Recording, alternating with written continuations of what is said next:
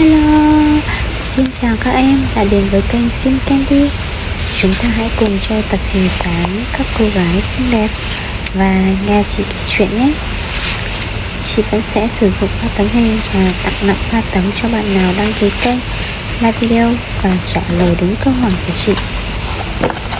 Câu chuyện hôm nay chị kể có tên là Ba chú lợn con. Lợn mẹ và ba chú lợn con đáng yêu sống trong một khu rừng rất xa. Hàng ngày lợn mẹ phải làm việc rất vất vả. Mặc dù các chú lợn con ngày một trưởng thành, nhưng chú vẫn không làm gì cả. Một hôm, sau khi ăn tối xong, lợn mẹ gọi các con tới, nghiêm túc nói: các con đều đã lớn rồi nên sống một mình. Các con hãy xây nhà rồi dọn riêng ra ở đi. Tuy nhiên, không chú lợn nào muốn dọn ra ngoài cả, càng không muốn tự xây nhà. Có điều chúng buộc phải nghe lời mẹ. Thế là chúng bắt đầu suy nghĩ xem nên làm nhà như thế nào. Anh lợn cả bắt tay thực hiện trước. Anh dùng rơm lợp thành một ngôi nhà bằng rơm trên khu đất trống. Mình đã có nhà rồi, chú vui mừng nhảy múa. Ngày hôm sau, anh lợn cả dọn vào nhà của mình. Anh lợn thứ hai và em lợn út tò mò tới thăm. Anh lợn thứ hai nói: em út nhìn nhà cửa của anh cả kìa, quá là lụp xụp. Anh phải xây một ngôi nhà vừa đẹp vừa thoải mái mới được. Anh lợn thứ hai chạy lên núi chặt nhiều gỗ cưa thành từng khối từng tấm, sau đó đóng đinh. Không lâu sau, anh cũng xây ngôi nhà gỗ của mình. Rõ ràng là đẹp hơn, chắc chắn hơn ngôi nhà của anh lợn cả. Anh lợn thứ hai nhanh chóng chuyển tới nhà mới của mình. Anh lợn cả và em lợn út cũng tới thăm. Anh lợn cả không ngớt lời khen, cảm thấy ngôi nhà của mình quá lụp xụp. Còn em lợn út thì nói nhà của em sẽ đẹp hơn. Em lợn út quay về suy nghĩ rất lâu, quyết định dùng gạch xây nhà, bởi vì căn nhà xây bằng gạch sẽ rất chắc chắn, không sợ mưa gió. Thế là em lợn út thức khuya dậy sớm, chuyển từng viên gạch xây nhà. Anh lợn cả và anh lợn thứ hai chế nhạo: chỉ có kẻ ngốc mới làm thế. Em lợn út không bận tâm, vẫn xây nhà không kể ngày đêm. Các anh được nghỉ ngơi rồi, em lợn út vẫn chăm chỉ làm việc. Cứ như vậy trong suốt 3 tháng, cuối cùng em lợn út cũng xây xong nhà. Một hôm, có một con sói hoang tới. Anh lợn cả sợ hãi trốn trong căn nhà bằng rơm của mình. Sói hoang cười nhạt, thổi phù một cái, căn nhà bằng rơm đổ sập. Anh lợn cả sợ hãi co cẳng chạy tới nhà anh lợn thứ hai.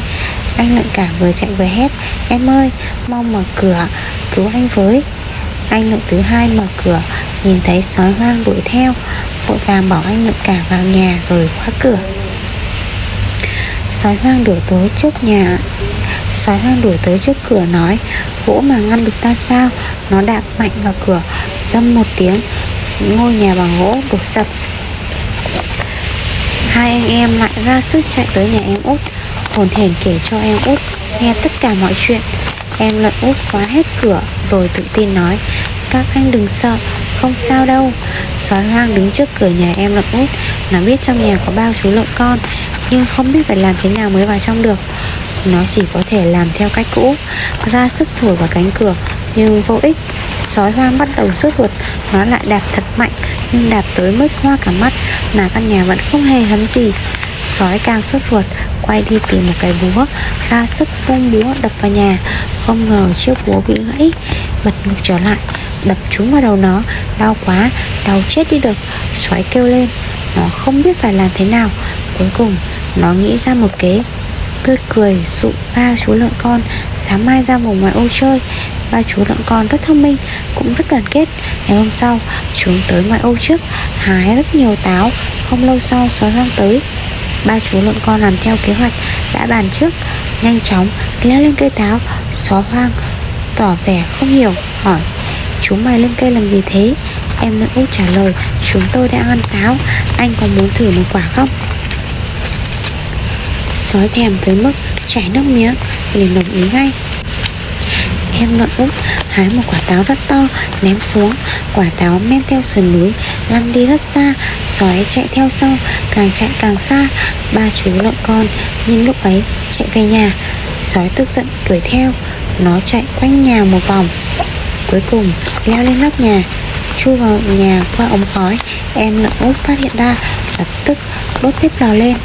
Sói hoang rơi vào bếp lò, bị hun tới mức ho sặc sụa, đuôi bị thui cháy đen. Nó đau đớn ôm đuôi bỏ chạy. Từ đó về sau, sói hoang không dám tới làm phiền ba chú lợn con nữa. Vậy là chị đã kể xong câu chuyện ba chú lợn con rồi. Các em thấy câu chuyện này có hay không? Và các em rút ra được bài học gì cho mình? Hãy bình luận bên dưới cho chị biết nhé.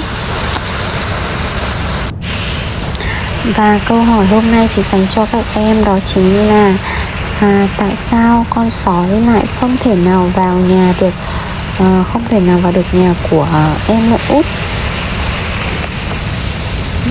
Chị sẽ chọn ra một bạn trả lời đúng câu hỏi, đăng ký kênh và like video, thường xuyên tương tác với kênh của chị để nhận được phần quà trong tuần nhé.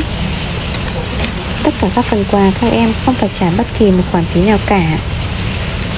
Cảm ơn các em đã xem hết video. Hẹn gặp lại các em ở những video tiếp theo.